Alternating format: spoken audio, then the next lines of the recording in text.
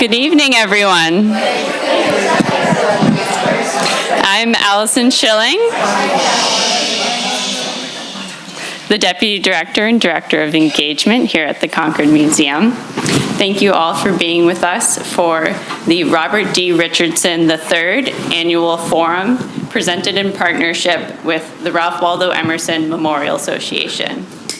This year, we are delighted to host James Marcus to discuss his new book, Glad to the Brink of Fear, a portrait of Ralph Waldo Emerson. It is a privilege every year to collaborate with the Emerson family to both mark the birthday of Ralph Waldo Emerson, which is coming up later this month, and to honor the legacy of the late Robert Richardson, who is perhaps unparalleled in bringing Emerson's life and scholarship to our present moment. In thinking of this year's speaker, no one seemed better suited than James Marcus, whose portrait of Emerson was just released this spring.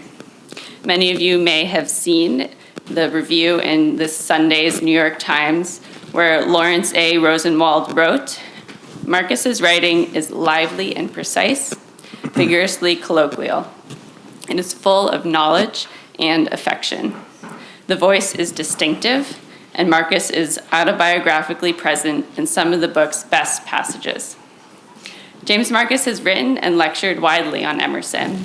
His essays and criticism have appeared in leading publications such as The New Yorker, the Times Literary Supplement, and Harper's Magazine. In addition to Glad to the Brink of Fear, he is the author of Amazonia, 5 Years in the Epicenter of the .com Juggernaut. James Marcus is joined in conversation this evening by Ryan Hanley, Professor of Political Science at Boston College and Chair of the Concord Museum's Board of Trustees. In preparing my remarks this evening, I turned back to the recording of the forum with Robert Richardson that was held here at the Concord Museum in the summer of 2019. I hoped to read to you a quote from that evening that would properly evoke the powerful experience of hearing from a truly exceptional scholar and person. Of course, my recitation would not do it justice, so instead, I'll play a very short recording of Robert Richardson's closing remarks that he made from behind this lectern on what turned out to be his last public appearance. So, thank you all for being here this evening. Now, technology willing, here's the late Robert Richardson.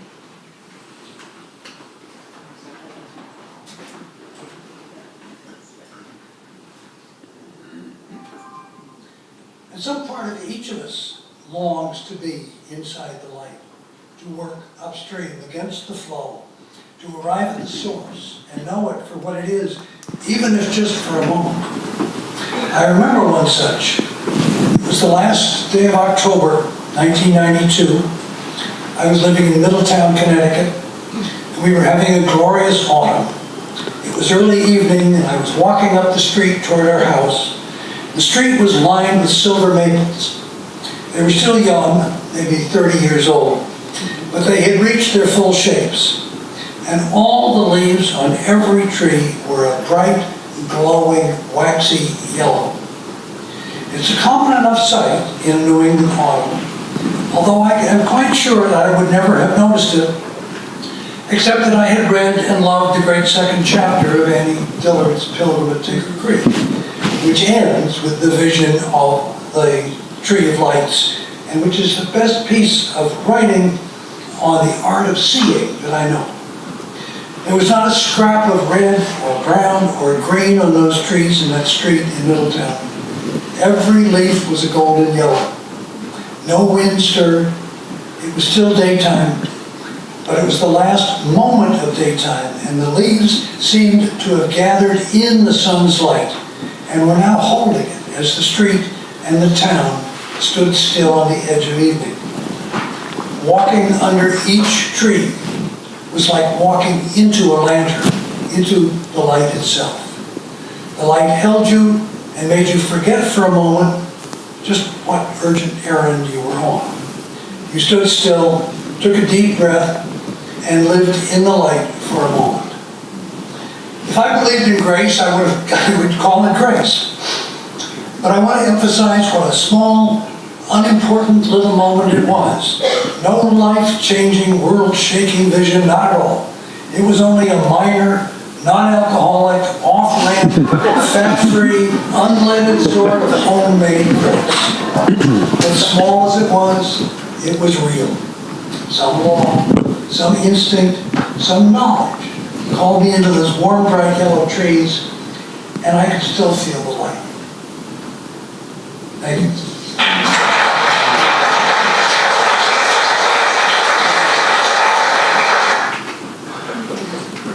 Wow, lovely. James, we have a work cut out for us. That's a tough thing to follow here. I feel very diminished already. So yeah. Well, with Mr. Richardson's voice here, let me welcome you to Concord, to the Concord Museum, and indeed to this Richardson Forum. It's really wonderful to have you here. Thank you very much. I'm thrilled to be here. I'm very grateful to the museum, grateful to you, Ryan, for doing this. And I seeing that clip, very grateful to Bob Richardson, actually, for his huge role in shaping my work on this book. If I could just speak for one moment. I was lucky enough to meet Bob Richardson only once. I was actually in Key West to visit my very first writing teacher ever, who was Annie Dillard, and who was, of course, married to Bob. And I had not seen her in 30 years. We had exchanged occasional postcards, but we hadn't seen each other in the flesh in 30 years. I went to her house in Key West. I showed up. The first thing she said to me was, "What happened to your hair?" Because I said, "It got a little white. What can I do about it?" But Bob was standing right outside the kitchen with a bag, and I greeted him. I'm sure I was tongue-tied and very shiny-eyed, and unfortunately for me, he was going to buy groceries. So I didn't really get to chat with him. But once I undertook this book here, he was kind enough to correspond with me a little bit. We exchanged some emails. And at the beginning of this correspondence, I did say, "Would you mind if from time to time I write to ask about some curiosity or perplexity or something about the topic of the book?" And he said to me, "Of course, I'm never done with Emerson." This was many years after he had written that book.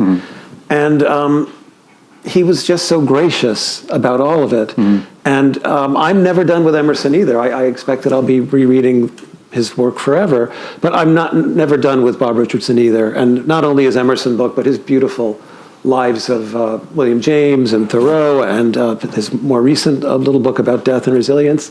I'll be reading those forever. So I just wanted to express my gratitude and my sense of being thrilled to participate in this very forum. So thank you very much. I'm so happy to be here. Yeah, well, we're very happy to have you here, especially right on the heels of this wonderful book that's just been published. And I say we're happy to have you here, but I should probably say we're happy to have you back here, because Concord is a place that you've spent some time. And one of the things I like most about the book is that you sort of set the scene and you show us your own visits to certain places of Emersoniana.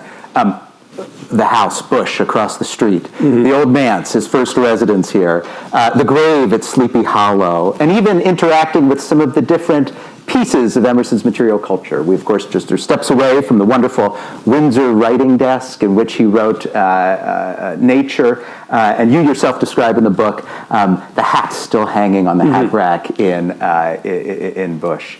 Can you tell me, just for starters, of all these places, all these things, is there standing in front of any particular one or at any particular place that allows Emerson especially to come alive for you? It's paradoxical to say that a person is most alive at his grave, where I went today and where I've gone many, many times. But there is something about, on one hand, the untamed nature of that boulder of rose quartz, which seems to suggest to me that Emerson couldn't be contained by anything conventional, not even a conventional gravestone. I am also always enormously touched by the family nearby, the way he's surrounded by people that he loved, because there's such a sense of Emerson as a solitary. And that is, of course, a self-created sense. It's not accidental, of a person, living under the bell jar of his own sensibility. But it's a beautiful reminder to be up on Author's Ridge and Sleepy Hollow and to see Emerson in the midst of his family and in the midst of people who were beloved to him. It always touches me enormously. Well, that's wonderful. And I really love how in the book you bring out the fact that he is not just simply a solitary, removed mind, but he's a man that's involved in all kinds of social networks, and I hope that we'll discuss some of those more. But maybe if I could just say, or ask you to say a few more words, is that on the heels of your identification with Emerson here at Sleepy Hollow when you're before the grave, I mean, coming through the pages of the book, there's a really remarkable identification with Emerson. And this is a unique book. Here, I'll give the plug so you don't have to, here, for Glad to the Brink of Fear. I thank you for this not being a dry, dusty academic tome. You're very welcome. I read enough of those in my day job. This has a lot of you in it, and I don't know if it's fair to say memoir, but there's a fair amount of James in addition to Ralph Waldo here. Could you say a few more words about the sides of Emerson that you particularly identify with, and if there are any particular sides that perhaps you feel more distant from? Sure. That's a good question. I mean, obviously, it would be presumptuous to say I identify him with him because he's an amazing writer, because he's one of the greatest, most instantly identifiable American writers. It seems presumptuous to say that I identify with that, but as a writer, I can, worship at his altar and attain some kind of intimacy with his writing and be inspired by it. I will say that Emerson's sometimes shyness and reticence and sense of being withdrawn from other people, in fact, his powerful sense at times that he simply could not touch another human soul in a real way, resonates with me. I don't know if I feel exactly the same thing, but I've sometimes felt that sort of loneliness. And so that the presence of that quality in him really resonated with me. It's also made me think many times that, okay, we all have our flaws or inhibitions or contortions of personality, and we all tend to compensate for those things. And so for me, it's an amazing compensation to think about the idea that Emerson, a withdrawn person who didn't feel like he could communicate with others that well, spent 40 to 50 years on the road as a lecturer. In other words, sometimes you wonder whether the compensation hasn't outgrown the original source of it and become the real personality, because plainly he drew great energy and inspiration from talking to rooms full of people. So I suppose the yin and yang part of that is quite interesting and resonant for me as well. Yeah, you paint these wonderful pictures of him going out. His travel schedule was insane.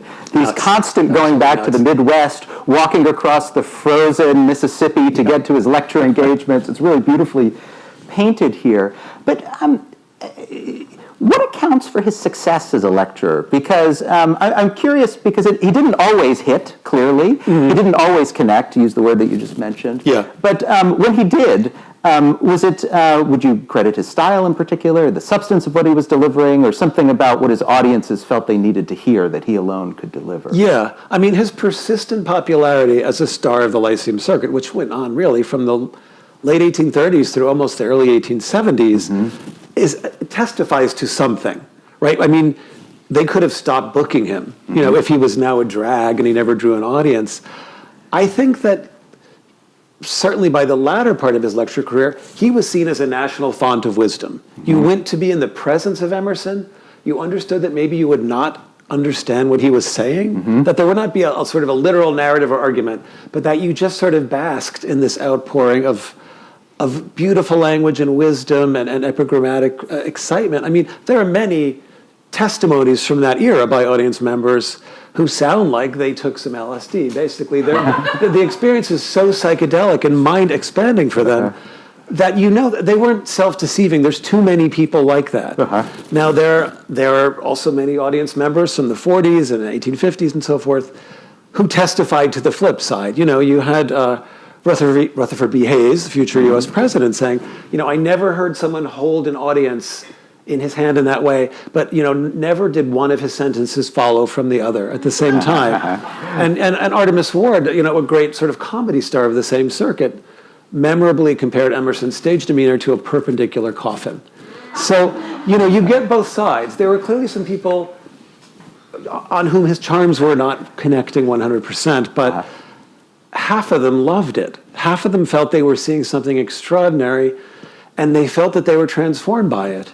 And I think it was important for Emerson to feel that he was transformed in return, that the current went in two directions and that he was hearing it as well as delivering it. And he does say something to that effect. Yeah, well, that's lovely. One of my favorite portraits that you paint is of the Concord farmer who heard all 90 of his lectures given in town, and after bragging that he heard them all, he said, "And I understood them." Well, that's an extraordinary human being, not just an extraordinary farmer.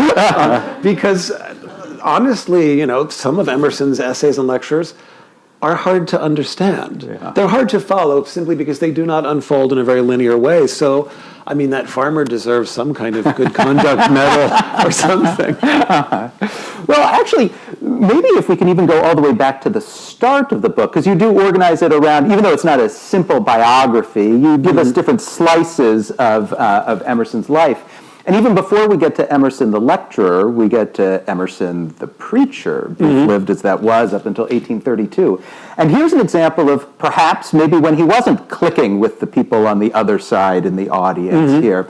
I wonder if you could say a few more words about, one, how Emerson's pulpit style may have continued into his later oratory, but also, and perhaps more substantively, what is it that led him to leave that particular career that seems to have been the one chosen for him? Why did he leave the pulpit for the lecture stage? As I'm sure many of you know, there were 7 generations of Emerson's or Emerson-related relatives supplying the pulpits of New England prior to Ralph Waldo Emerson. This was the family business, and there was enormous pressure to go into it. Ralph Waldo Emerson did not initially want to be a minister, but because he lost his father when Emerson was 7 years old, almost 8, the family was somewhat impoverished. They no longer had an income. And I think that pressure to help the family made him decide he would give it a shot. So he went to Harvard Divinity School, then a very pokey and provincial little place. He was ordained, and in 1829 he became the minister of the Second Church in Boston. And he remained in that post for about 3.5 years. Now, the thing is, he understood from the beginning that there were 2 pieces of the job as a minister.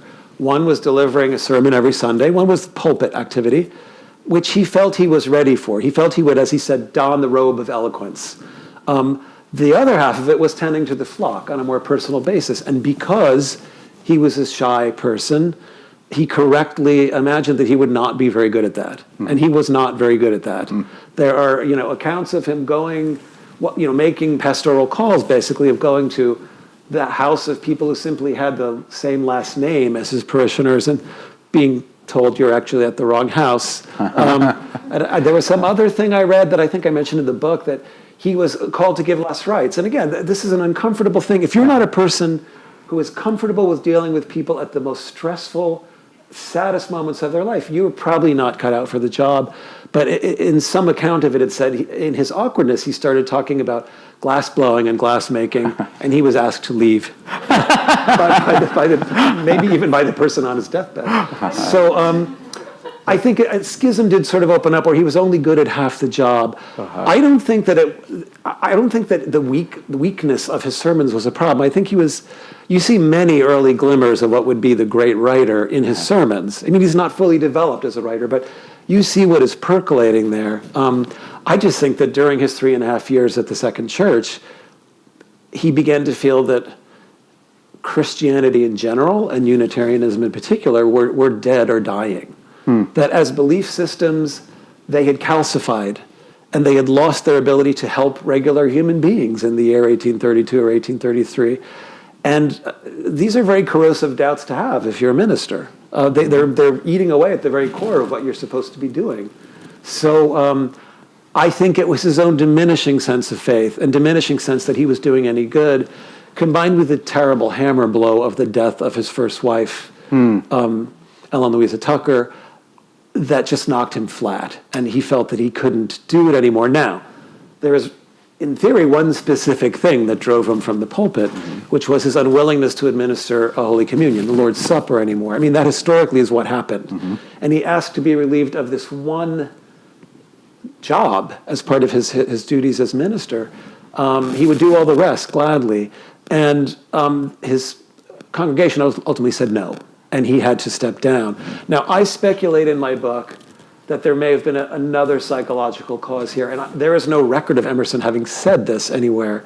But for me, if you had a beautiful and beloved young wife who had just died of tuberculosis, a disease whose most visible symptom is the coughing up of blood all the time, and you then had to administer in church every Sunday a rite in which people drank wine and it supposedly turned into blood into their mouth, I wondered whether at some point that might have been heartbreaking in an associative way. He never said that, but I feel that the things must be connected. So I speculate in the book. I can't say for sure.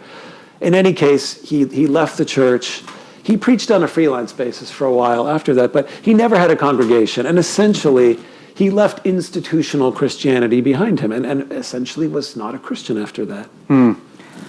Well, I think the one thing that almost all modern readers can agree on is that the Unitarian Church's loss has been our gain, and that he turned, of course, to become not simply a speaker, but a writer, especially in particular as you focus on an essayist. And I wonder if you could say a few words about his particular choice of that as his vehicle. He was never a writer of philosophical treatises. We know that he was a poet, but I think very few would defend his poetry to be at the level of the rhetorical performances of his essays. Yes. The essay seems uniquely made for Emerson, and Emerson, in many ways, of course, crafted how we think about classic 19th century American prose. Of course. So I wonder if you could say a few words about how this particular marriage between author and medium. Yes.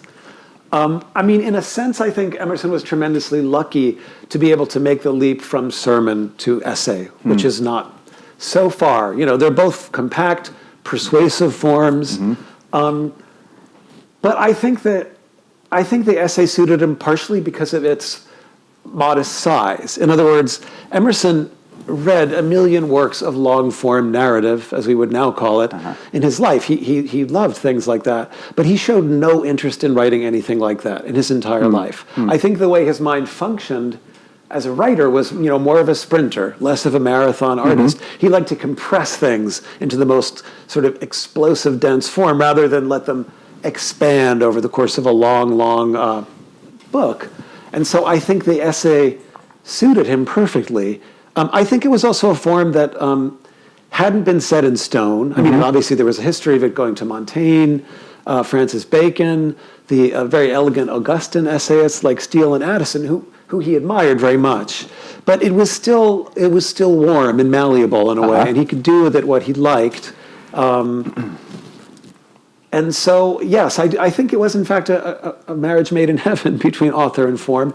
And of course, as I discuss in the book, he also had a very peculiar way of assembling the essays. And I'm not sure that methodology would have worked for any other form, certainly not a longer one, and certainly not a more compact one like poetry. And I mean, in brief, as I'm sure many of you might know, he kept an enormous set of journals from the time he was a teenager to almost the end of his life, and they're now available in 16 very fat volumes, and they're just enormous, and they are a monument unto themselves of American literature. If he had written nothing else, he would be a great American writer simply because of his journals.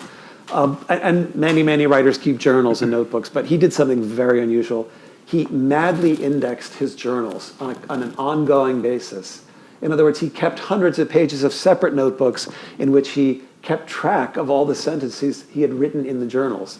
So if he wrote a sentence on friendship, he would go to the index that he had kept and he would add the page and the volume number there under friendship. And what that meant was that when it was time to write an essay on friendship, he simply went to the index and he pulled out all of the sentences he had ever written on that topic, and he mashed them together. He made a mashup, as we would now say. This is a very peculiar way to write. It's almost, I call it composition by database in my book. And as I said, many writers have notebooks where they work out material, but when they sit down to write the essay, there tends to be a more organic or linear unfolding of an idea or of a narrative. Emerson did not care so much about it, and so what you really have in many of his essays is a kind of golden anthology of his greatest thoughts and sentences on a given topic. And Emerson, being the sentence maker of genius he was, that means there are treasures in all of them. But I think many, many readers of Emerson, even back then, not just now, would wade into the essays and would be a little bit perplexed by their lack of forward motion, that there was a kind of never-ending explosion of wit and beauty and lyricism and wisdom, but that they didn't really unfold. There was no progress. Now, I don't mean this absolutely, because obviously he tried to shape the way he put the sentences together. He didn't just throw them up in the air like confetti. But nonetheless, it makes for a peculiar texture to his work. And, I'll admit that I was very happy when I learned this, because sometimes I would be frustrated by that particular textural feature of Emerson's essays, that I would be ecstatic over many of the sentences, but he didn't seem to go anywhere in a way. And having discovered this, I realized that sometimes it's okay to make your own smaller anthology out of his bigger anthology and take away the most beautiful, insightful sentences and let that stand in for the whole thing. Because he's a great aphoristic writer. That's really what he did. I mean, there are beautiful paragraphs that have a mounting sort of climactic feeling, but his unit of thought, I think, and he suggested, was the sentence. And you go to him for just amazingly compressed and beautiful sentences. You've captured something that I've experienced in teaching Emerson, which is when you, especially since I teach in the Department of Political Science, when you teach him as a philosopher, a certain type of reader will say, "Where's the argument here?" And they're not wrong to say that. No, not totally. But it might be so much the worse for our philosophy today that we don't see him in particularly those terms. But let me use that as a way to pivot maybe away from the style into the substance of the essays, because you use the term at the beginning of the solitary, and I think if one were to use one term to generalize a number of the themes that go across the essays, individualism is a term that is often used. But that means many things to many people. It meant something in Tocqueville's America in the 1830s in which he was writing. It means something, I think, very different today in 2024 here. I wonder if you could say a few words about the sort of individualism that he championed. Yeah. I mean, Emerson said that his great topic early and late was the infinitude of the private man. And I think what he meant was that the most important part of a human being was on the inside, was in the interior, subjective, intuitive life, which was really the great mandate of transcendentalism itself, although it came in many flavors. I think that idea of intuitive inner life being at the heart of things. I think Emerson's espousal of that idea and his beautiful articulation of it come from many sources. On one hand, he did feel that he was coming out of a culture that was very tribal and communal, and that its pressure was exerted on you, and in a certain way had a tendency to blot you out, who you really were, that you would fall into a kind of conformist rut, and you would never come out of it in a way. And so he felt just a strong, strong impulse to push back against that and to insist that every human being was distinct and that your experience was different from everybody else's and that your view of the world should be yours and should be afresh, as though no one had ever seen the world before. I think that's quite a beautiful impulse. I think it flows out of some other things, including Emerson's own personality and his sense of being solitary in the first place. In other words, if you feel alone, then a sublime kind of aloneness is very welcoming to you. That seems like a good idea. And I mean, all philosophy, too, is a form of hidden autobiography and confession, and Emerson's was also. But I don't want to reduce it to that. I think he was pushing back against what he saw as a very strong conformist strain in the America of the 1830s and the 1840s, and he felt that was a very important thing to say. And it's a similar thing that again, de Tocqueville saw when he crisscrossed America in the 1830s, and indeed, he seems to have coined the term individualism in Democracy in America. The thing that's so tricky even about de Tocqueville and his view of it is that elsewhere in the same book, he says, well, Americans are mad for forming associations and organizations. In other words, he decided, having observed our people very closely, that we love to be alone in a way that might be corrosive to civic life, that he thought might leave every American imprisoned within the fortress of his own heart. But he also thought that we couldn't stand to be alone and we had to constantly join a club or an organization. And that is there in Emerson, too. I mean, that's another... It's not tricky. It's just overlooked so much of the time that this person who is the great apostle of separateness is also the great apostle of something called the oversoul, the idea that we are actually all connected all the time. And that was very important to him also. I mean, he dedicated one whole essay to the oversoul, not by accident, because he felt that connectedness as well. And so again, in some way you could say, well, aren't these things contradictory? Don't they erase each other in a way? Don't they cancel each other out? But I think in many of these cases, he has a sort of yin and yang approach where he argues beautifully for both sides. So the person who said, you know, man alone is pure at the entrance of a second person, hypocrisy is there as well, who literally felt like a crowd was two people. You know, a crowd was two people was one person too many. Right. He also said, man is a bundle of relations, a knot of roots whose flower and fruitage is the world. So he knows how to argue both sides of the fence very beautiful, but it's not just a rhetorical convenience. I think he felt both things very deeply. Yeah, that's wonderful. I mean, I think that for many of us, when we first cut our teeth in junior high on Emerson and they give us self-reliance and the American scholar and such things, we think of this robust individualism and something like the image that we have of the hermit Thoreau out there. And but the truth is, this man who lived over at, well, it's now 27, Cambridge Turnpike, as you show so nicely, is involved in all of these different networks. So we've been talking about Emerson the philosopher, Emerson the lecturer, Emerson the preacher, Emerson the writer. But let's talk a little bit more, because you talk about it so well in the book, about Emerson the man and his different networks, including, perhaps most importantly, since I've put Thoreau's name out there, his friends. Yeah. Obviously, the circle of transcendentalists was very important to him, but he had what can only be described as a very unique set of relationships, especially with two figures that I hope you might say something more about.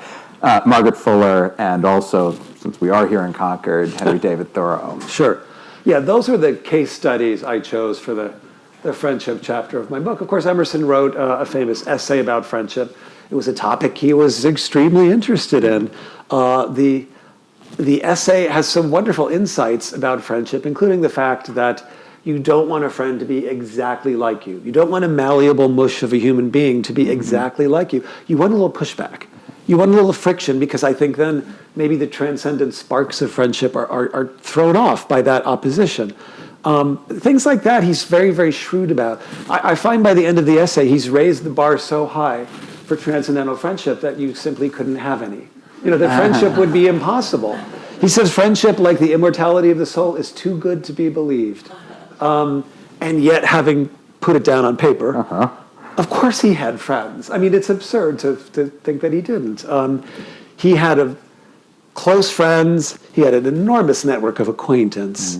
But the two friendships I chose to write about in the book, both of which obviously deserve books of their own, and in some cases there are books of their own, are with Margaret Fuller and with Henry David Thoreau. The one with Thoreau is, to me, so fascinating and so beautiful because they began really as a master and apprentice situation. Thoreau was 14 years younger. He is a recent Harvard graduate. He washed out as a teacher because he would not beat the students. And he sort of didn't know where he was going. Emerson was already, his ministerial career was already behind him. He was already the author of Nature, which Thoreau had taken out of the library at Harvard and read with enormous interest. So it was a master and disciple thing, but clearly these two people fell in love in a way. I mean, there's an element of a romance to their friendship. I don't mean a sexual romance, but I mean enormous intensity of emotion and enormous ability to inflict pain on each other when things went badly. And they didn't go badly for a long time. Emerson took Thoreau under his roof, and just clearly adored being around him. And Thoreau's role in the household is some weird combination of like personal trainer, administrative assistant, on-demand carpenter, play with the children, sew the leather shoes for the chickens. I mean, he was available for everything. And their friendship is, for me, delightful, joyous to kind of observe through the window of their diaries, their letters. And then there is a very complicated unwinding of it, which is, for me, very sad to read about. By the time Thoreau moved out to Waldo, which of course was on Emerson's land, a chill had come into the friendship. He notes in the many, many words of Walden, really there's only one sentence where he alludes to Emerson, and he basically says, I didn't see him anymore. There were strong seasons with this other person, and now I don't think that means that Emerson never went to Walden Pond to see him, but the cooling of the friendship is a sad thing, of such an exalted and beautiful friendship. And I think part of what was going on, or my argument in the book, is that they had in fact outgrown a master and disciple relationship because Thoreau had come into his own as a great writer, and one who had started out slavishly imitating Emerson and then found his own voice, discovered his own genius. So the old framework didn't work anymore. And I think there were more exasperations and more sense of betrayal in these two people.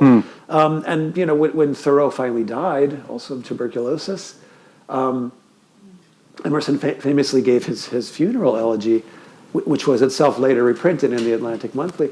And I find that a fascinating document because much of it is very loving. But there are moments in there when Emerson's old impatience with this person, he can't restrain himself. It seems so inappropriate at someone's funeral to be criticizing them. He famously said he could have been captain of all the Americas. No, he could have been the engineer of all the Americas. Instead, he was the captain of a huckleberry party. And to sort of demean Thoreau as just sort of a nature nut, someone who liked walks in the forest. He did like those things, but he happens to have been a great genius.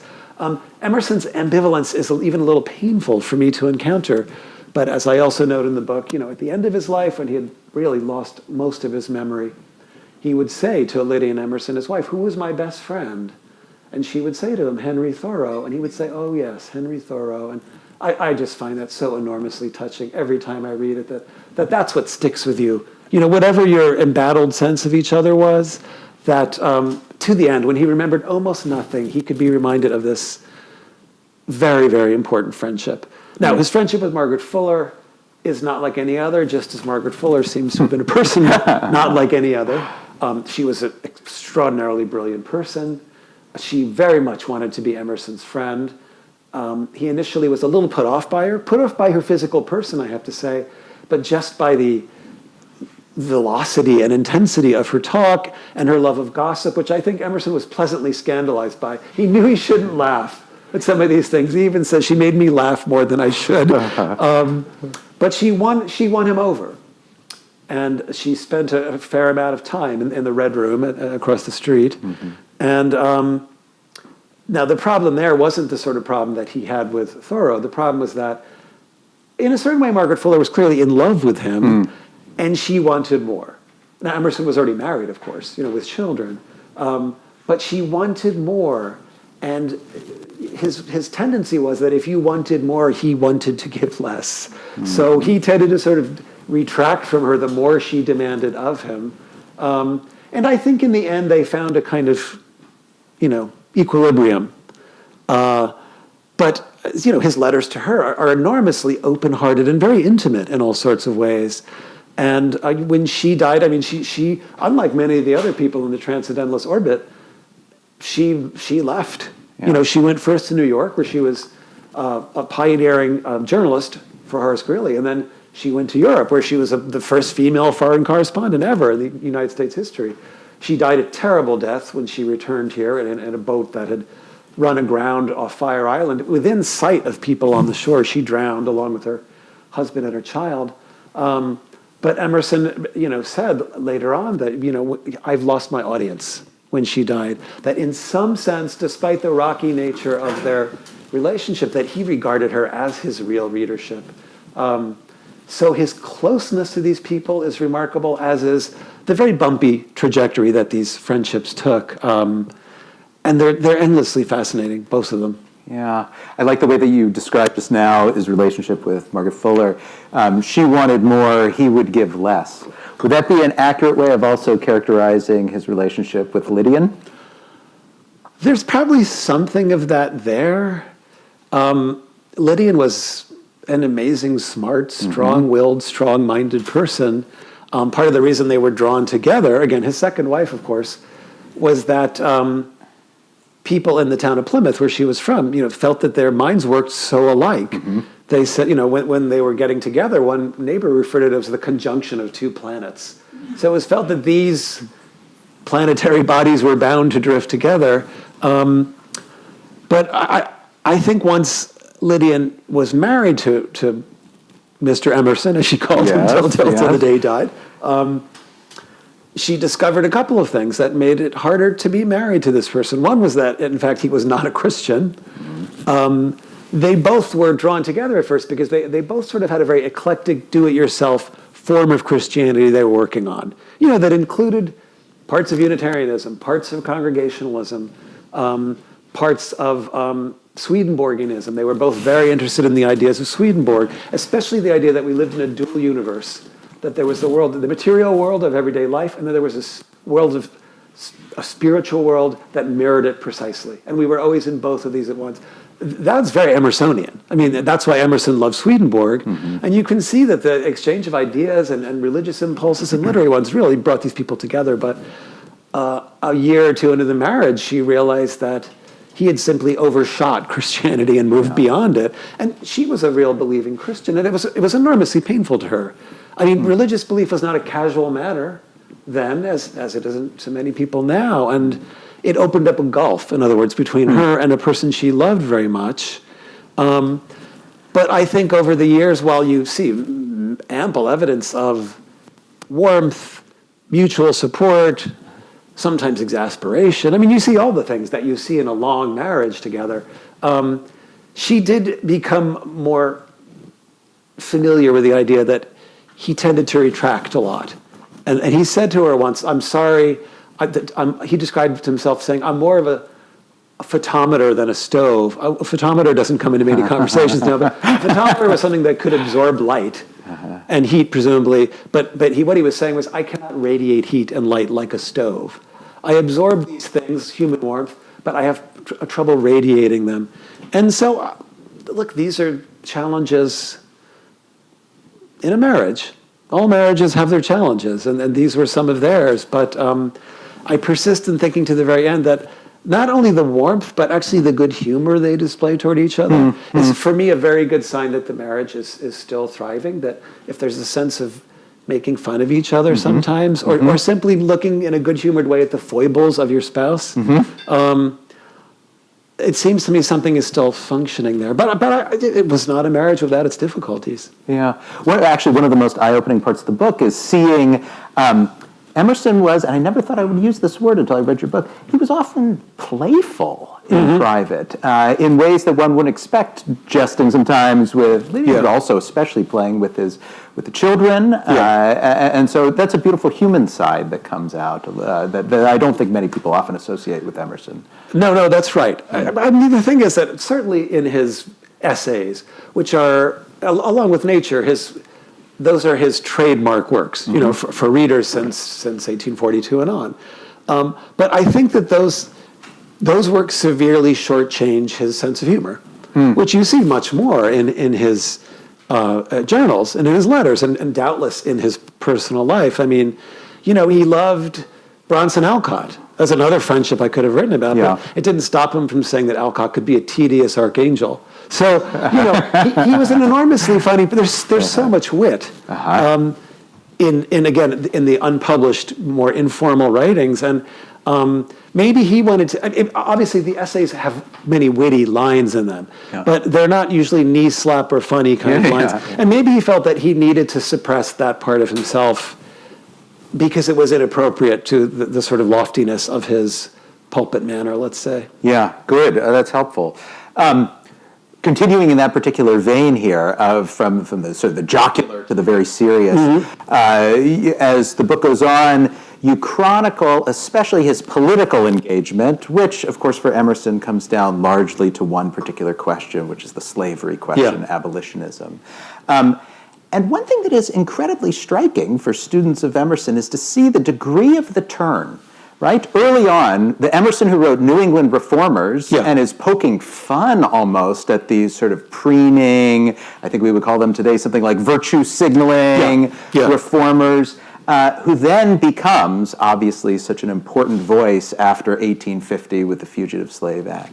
Can you take us through, because you point to this shift Yeah. But I wonder if you might say a few more words, maybe even go beyond what you say in the book, about why this shift. Was it just the policies of the Compromise of 1850 that so repelled him and the Fugitive Slave Act, or was something more going on in his mind and heart at the same time that America was going through these changes that led him in this really sort of about-face? Yeah.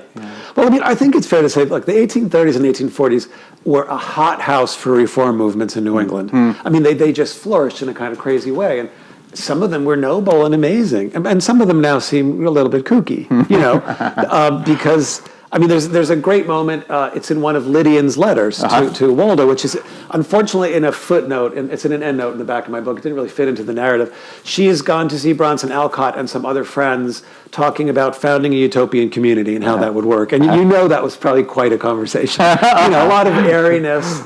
And Alcott had said at some point in this conversation, well, we're going to have chairs, and the chairs will be wooden chairs, but they'll be covered with flax upholstery that, of course, the women will be, you know, spinning.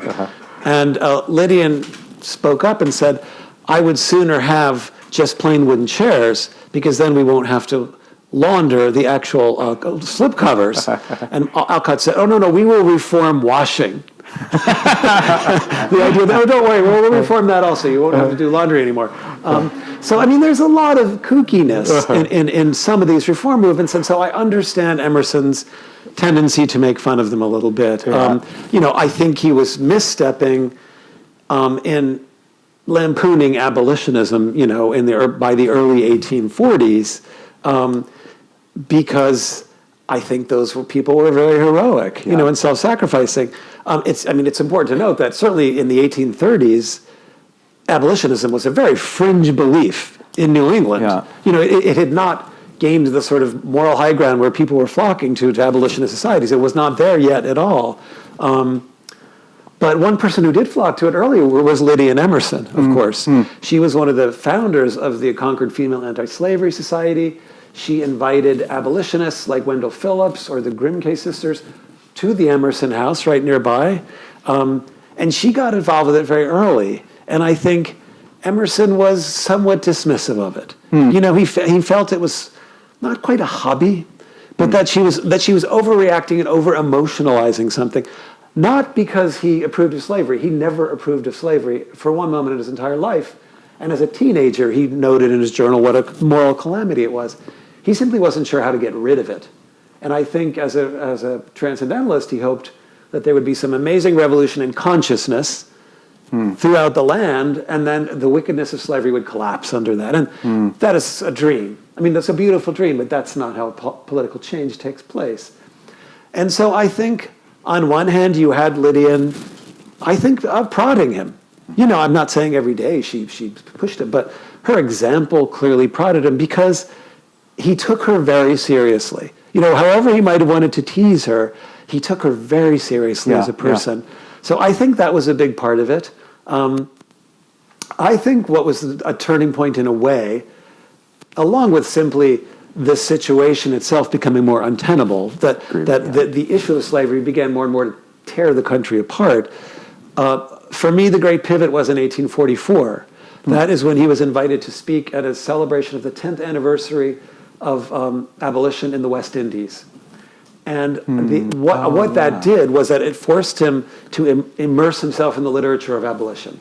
I mean, he read thousands of pages of testimony about what plantations were like and how it worked and how the Middle Passage was. And I think it finally became real to him. I mean, that's my sense of it, because, you know, it has to be recalled that Emerson hardly ever saw an enslaved person. Slavery was illegal in 1783 in Massachusetts, 20 years before Emerson was born. That doesn't mean that a slave owner couldn't have come to visit Boston and have some slave people with him. And of course, Emerson saw a small number of free black people, but the slavery had no real meat on the bones for him. It was something of an abstraction. I think that when he had to dive into all this literature and read, you know, countless accounts of horror, basically, I think it made it real for him in some way. Because that's the first great speech he gave. That opens up his career as an abolitionist in a way that his earlier utterances really hadn't done that. He had spoken a little bit about it before. And I think from there, through the outrage of the Fugitive Slave Act, he just comes to a higher and higher boil from then through the Civil War. I mean, his speeches become scorching. He was an activist in other ways too. You know, he raised money for the Massachusetts 54th, the first all-black federal regiment. He helped to raise money for Frederick Douglass's newspaper. He donated money to John Brown, among other things, and hosted him here, him across the street. And so, he never became a full-time activist. And, that's a fact worth noting, because I think he felt his other work was just as important in a way, but there was a steady commitment. I mean, he even went on the stump for John Gorham Pelfrey for a political candidate. He became very briefly, for a Free Soil candidate, he went on the stump, and he went from one place to another in the congressional district delivering speeches. That is so not Emerson temperamentally, to go through the kind of mosh pit of political participation, but he did it because he thought he should, and I think there is an awakening of a specifically political conscience there. He had a conscience before that, but the idea that you were going to have to participate in a great struggle, that individual humans would not be able to do it, that you would need to proceed communally, and for that reason too, it's a big pivot in his life as a human being, not just as a political animal. Yeah, that's wonderful. Thank you. And it leads me to wonder now, as you talk about sort of the great crisis that he faced in the 50s and 60s and our nation faced, and we think about the struggles that we face in our current moment. One of the things that you very are clear about is saying that Emerson has some things to say to our moment. Some of those might be individual and spiritual. Some of those might be more political. But I wonder if you might like to use, with a few minutes left, I want to save some time for questions. Oh, absolutely, yeah. But to have a last word about, in particular, who might wish to carry Emerson's banner today? Yeah. Emerson is just so many-sided. He's so many-splendored, in my opinion, that his banner has always been there to be picked up by many different sorts of people. I mean, obviously, in the late 19th century, he became a mascot for Gilded Age and industrialism. Yeah, that's fascinating. Because self-reliance and individualism seemed to merge very nicely with social Darwinism, meaning you could step on anybody you like to get to the top of the heap. I think to bring it all the way forward into our own moment, it's hard in a way. Yeah. Because but it's not, the challenge isn't really to decide whether Emerson would have been a Republican or a Democrat or, a hot-headed third party candidate. I say in the introduction to the book that for me, the COVID pandemic was a very interesting time to be thinking about Emerson and his ideas, and also to sense their absolute relevance to our current day, because you had a situation almost tailor-made for Emersonianism. In other words, you had a pandemic, a disease that was killing hundreds of thousands, ultimately way more than 1 million Americans alone. A pandemic requires communal action. They don't call it herd immunity for nothing, right? So if you were coming from that side of the fence, you got the vaccinations, you wore a mask, you kept your distance from other people. But about half the country had the siren song of individualism in their head and basically said, do not tell me what to do.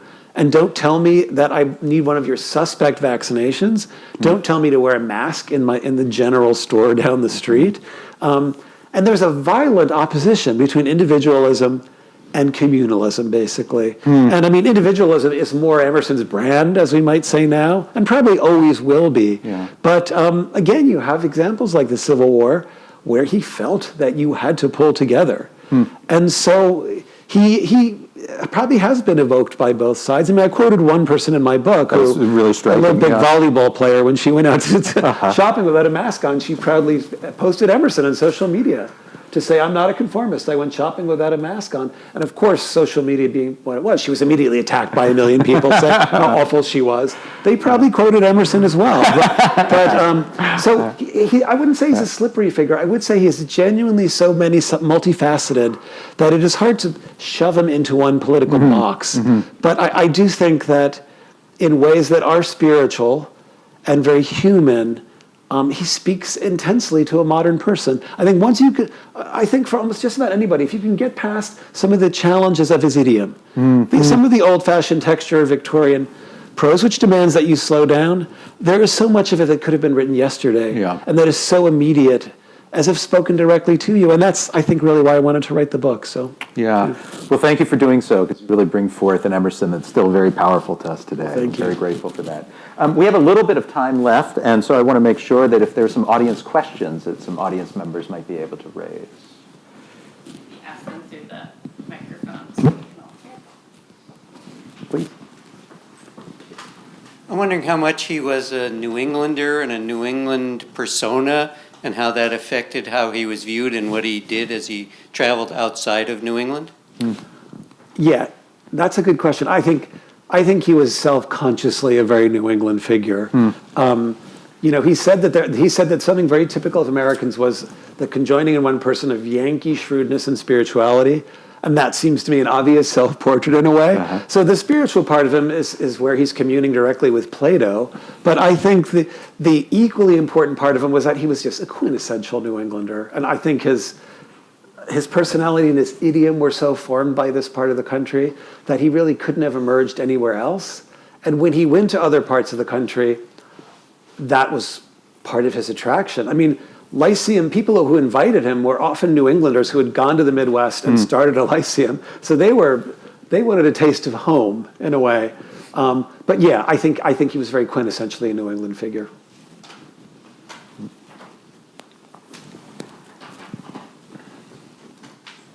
As you were attacking the challenge of researching this project, did anything come up, or did many things come up that you would have welcomed the opportunity to actually ask Emerson yourself to clarify what you were wading through?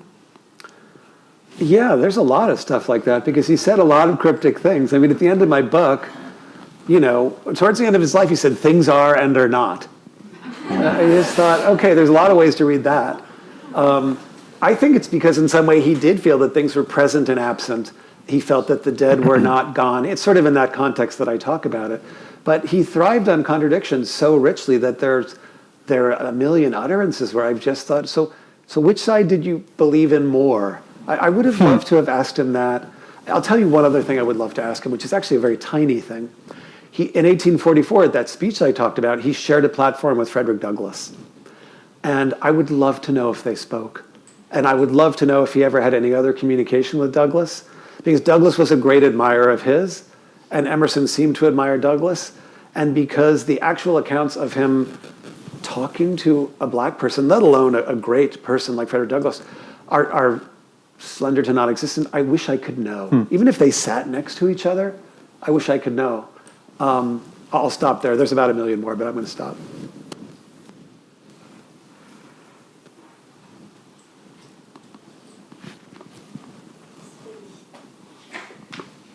So my question for you, I've always been fascinated that so many literary icons could spread out from the same root in time of place.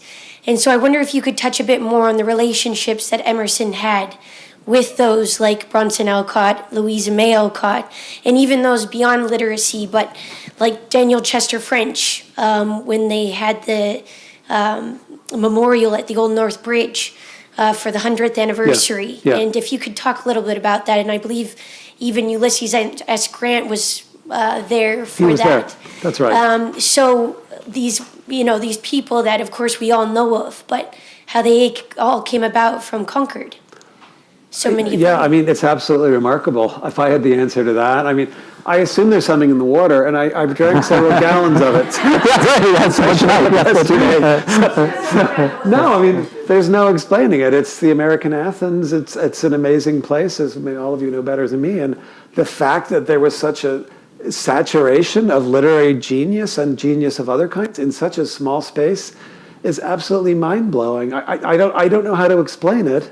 I just don't. I mean, there are inexplicable things like this.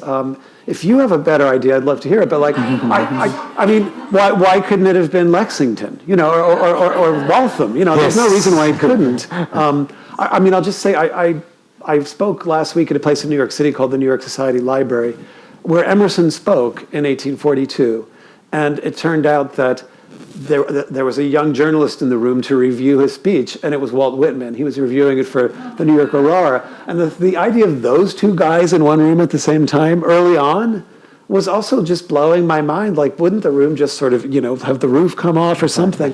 So I don't know. It's miraculous, but I don't really have an answer for you. I'm sorry.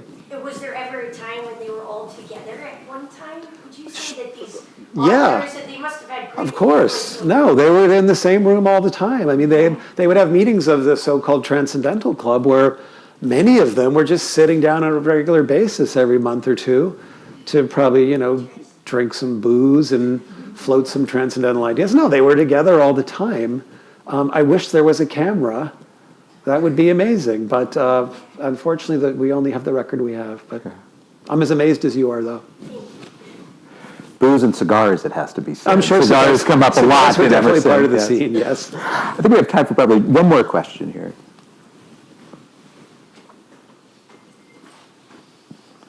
Thank you. I was just wondering if you could say a word about Emerson's relationship to grief and loss and death. There was obviously a lot of loss in the course of his life. I don't know if you got a chance to read the recently published posthumous book that Richardson wrote about this, but I, for myself, I've always found something a little bit aloof or cold or alienating a little bit in his maybe somewhat austere perspective about that. But wondering if you could comment on that a bit. Oh, absolutely, absolutely. I mean, I suppose Emerson's most famous utterance on grief. Obviously, he lost so many people he loved throughout his life. So grief was a constant experience for him. Actually, his most famous utterances on grief are probably an experience, his essay which he wrote after the death of his 5-year-old son. And in there he says, the only thing grief has taught me is how shallow it is. And he says, I grieve that grief can sort of teach me nothing else. I would say that essay, which is certainly one of his masterpieces, is simply a stunned expression of grief throughout. I think he is fighting it as hard as he could. And if you read his journals or his letters, you know that, in fact, he was destroyed by grief on a repeated basis. He lost his beloved younger brothers in their 20s to tuberculosis, his first wife to tuberculosis, his son to scarlet fever. People didn't live as long in the 19th century, but he was extraordinarily beaten down by one loss after another. I think the more direct expressions of it you will find in his letters and in his journals, and some of those are so intense and sad that I find them hard to read without, getting a tear in my eye, because particularly the death of his son, he wrote, he was crushed by it, absolutely crushed. What you see in the essays is a more austere thing, but I think Experience in particular is a man fighting very hard not to articulate the grief that is killing him, and it's a peculiar tone. But the whole essay is rather numb with grief, I would say. So I would say, if you're curious, dig a little deeper, because there's sadly a lot of it there. We can't end on the note of grief and numbness. So let's get one more quick question in here. Cheerful question in the audience. Well, actually, the Threnody was, as you were talking about, was the amazing poem. But my recollection is his favorite poem was Days, which is it's interesting standing back, but also being part of it, but also kind of rising above it. To me, Threnody is an extraordinary demonstration of somebody going through the deepest, most profound sadness, and yet somehow rising through will, through thought, through spirit to an amazing place, and how to transform or transcend. I agree with all of that, and I don't think I'll be able to say it any better than you. The Threnody is a poem he wrote after the death of his son, and he didn't publish it till 4 years afterwards. It's quite a long poem. The first half is more specific about his son, about the specific act of mourning. And then, as you say, he moves in the second half to a somewhat more abstract thing, about a poem about transcendental mourning in a way. And there is a sense of rising above it there, and I would agree with that. He thought we should rise above all of it, really. But I hesitate at that phrasing because it suggests a detachment from the particularity of life, which he didn't believe in at all. And that's the other thing worth noting about him, that he's a writer of beautiful abstractions and sort of levitating poetic ideas, but he was always attached to the particularity of things. And I think in the end, that's what anchors him as a writer and a thinker and a human being who is living among the specific chairs and tables and facts of life, not up in the air, but always on the ground and always very beautifully. Indeed. Kind of reminds me of Beethoven's Ode to Joy, starting out with deep sadness, but then rising up, except he did poetically. That is true. It's kind of like, wow, interesting way to evolve. Well, even Beethoven didn't want to end on a down note. That's the Yes.